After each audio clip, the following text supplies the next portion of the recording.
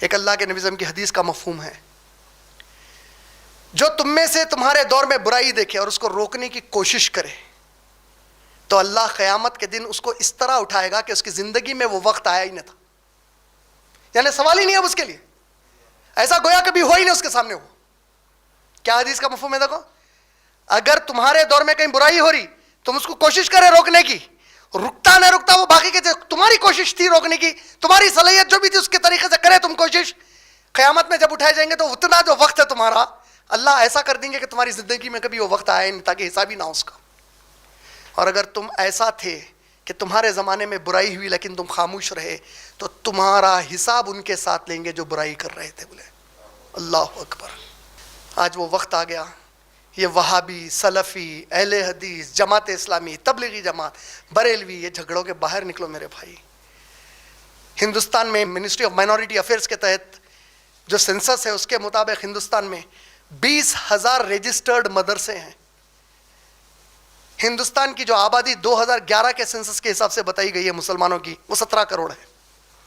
17 کروڑ میں سے 4% مسلمان بچے مدرسوں میں نہیں پڑھتے. لیکن مدرسوں کو پھر بھی ختم کرنے کی کوشش کیوں کی جا رہی؟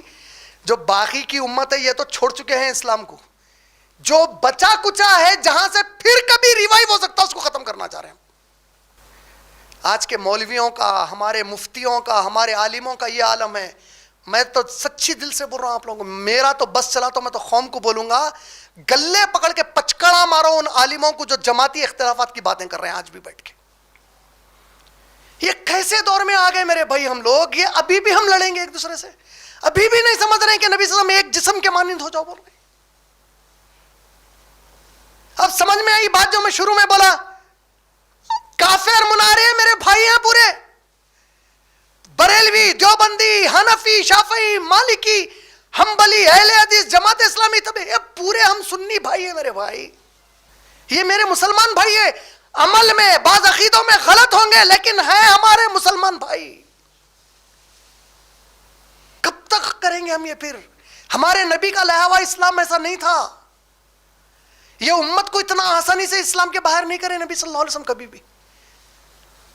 منافق کو سزا نہیں دیا نبی صلی اللہ علیہ وسلم جب تک کہ اللہ کی وحی نہیں آئی. یہ بولے کہ لوگ بعد میں یہ نہ بولے کہ نبی خود کی امتیوں کو منافق پکار رہے ہیں. آج تو کافر بول رہا مسلمان مسلمانوں کو.